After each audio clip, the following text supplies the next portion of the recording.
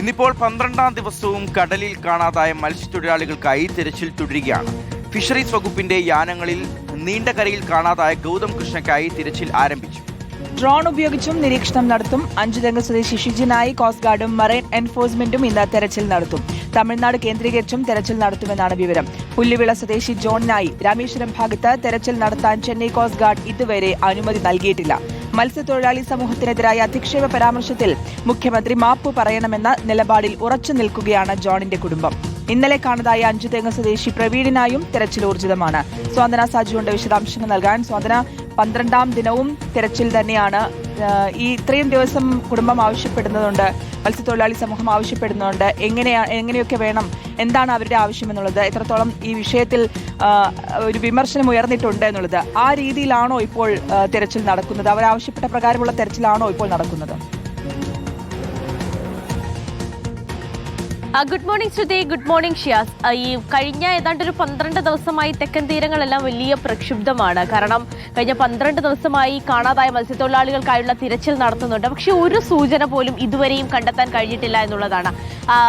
കൊല്ലത്ത് നിന്ന് ഗൗതമിന് വേണ്ടിയാണെങ്കിലും മുതലപ്പുഴയിൽ നിന്ന് ഷിജിന് വേണ്ടിയാണെങ്കിലും അതുപോലെ തന്നെ വിഴിഞ്ഞത്തേക്ക് വരികയാണെങ്കിൽ ജോണിന് വേണ്ടി 3 പേർക്കും വേണ്ടിയുള്ള തിരച്ചിൽ ഇപ്പോൾ ഊർജിതമാക്കിയിട്ടുണ്ട്. പക്ഷേ ഒരു തരത്തിലുള്ള സൂചനയും കഴിഞ്ഞ ദിവസങ്ങളിൽ ഒന്നും തന്നെ ലഭിച്ചിട്ടില്ല. എന്തായാലും ഇന്ന് 12ാമത്തെ ദിവസമാണ്. ഇന്ന് വ്യാപകമായി തന്നെ തിരച്ചിൽ ഉണ്ടാകും എന്നുള്ള കാര്യം തന്നെയാണ് ഫിഷറീസ് വകുപ്പിൽ നിന്ന് നമുക്ക് ഇതുമായി ബന്ധപ്പെട്ട് അറിയുവാൻ വേണ്ടി സാധിച്ചിരിക്കുന്നത്. കഴിഞ്ഞ ദിവസങ്ങളിലൊക്കെ തന്നെയും കഴിഞ്ഞ ഏതാണ്ട് 3 ദിവസം നോക്കുകയാണെങ്കിൽ ശനി, ഞായർ, തിങ്കൾ ദിവസങ്ങളിൽ കുടുംബം എന്താണോ ആവശ്യപ്പെട്ടത് അതേ രീതിയിലുള്ള തിരച്ചിൽ നടത്തുവാൻ വേണ്ടിയാണ് അധികൃതരും ശ്രമിച്ചിട്ടുള്ളത് എന്നുള്ളതാണ്. ഗൗതമിന് വേണ്ടി ഇന്നലെ ഇപ്പോൾ വലിയ രീതിയിലുള്ള തെരച്ചിൽ, പ്രത്യേകിച്ച് നേവിയുടെ കൽപ്പനി കപ്പൽ അടക്കം എത്തിക്കൊണ്ട് വലിയ രീതിയിലുള്ള തെരച്ചിലൊക്കെ നടത്തിയിരുന്നെങ്കിലും ഗൗതമിനെയും കണ്ടെത്തുവാൻ വേണ്ടി സാധിച്ചിരുന്നില്ല.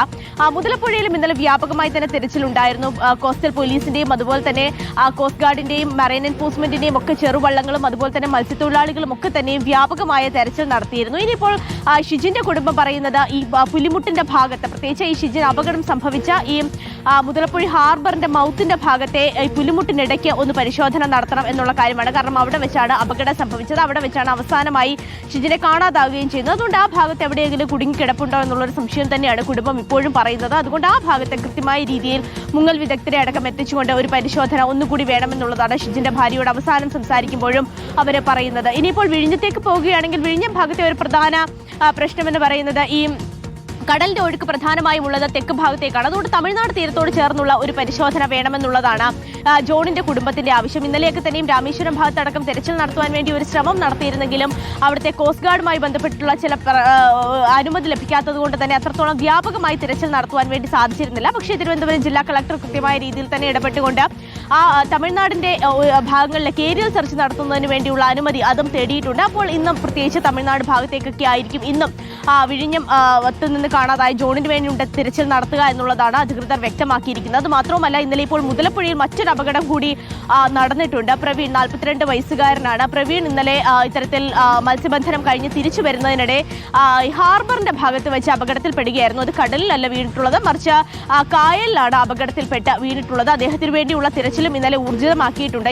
അദ്ദേഹത്തിന് അപസ്മാരം ഉണ്ടായതാണ് എന്നുള്ള ഒരു സംശയം അദ്ദേഹത്തിന്റെ കൂടെയുള്ള ആളുകൾ പറയുന്നുണ്ട്. അപ്പോൾ അദ്ദേഹത്തിനായിട്ടുള്ള തിരച്ചിൽ ഇന്നലെ തന്നെ രാത്രിയിൽ തന്നെ വ്യാപകമായി നടന്നിട്ടുണ്ടായിരുന്നു. അഗ്നിരക്ഷാ സേന ഉൾപ്പെടെ എത്തിക്കൊണ്ടുള്ള ഒരു പരിശോധനയാണ് ഇന്നലെ നടത്തിയത്. പക്ഷേ ഇന്നലെ ഒരു സൂചനയും ലഭിച്ചില്ല. എന്തായാലും ഇന്ന് രാവിലെ 6 മണി മുതൽ പ്രവീണിന് വേണ്ടിയുള്ള തിരച്ചിൽ കായൽ ഭാഗത്തു കൂടി നടത്തും എന്നുള്ള കാര്യമാണ് എന്തായാലും അധികൃതരിൽ നിന്ന് വ്യക്തമായിട്ടുള്ളത്.